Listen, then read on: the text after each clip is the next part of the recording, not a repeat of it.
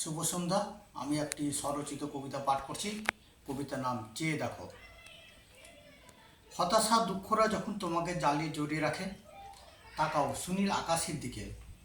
দেখো, সে এইরকম সবসময় নির্মল থাকে না, আর এইরকম রৌদ্র উজ্জ্বল ঝলমলে থাকে না। রাত নেমে আসে, যায় ঘন অন্ধকার হয়ে।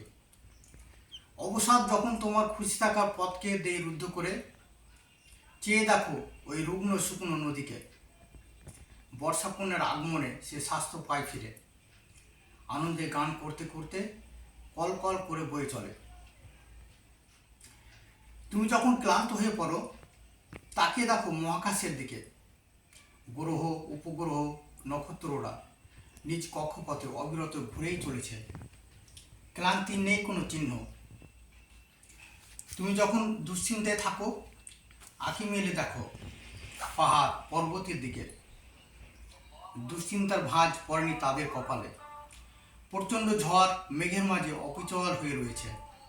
ধন্যবাদ।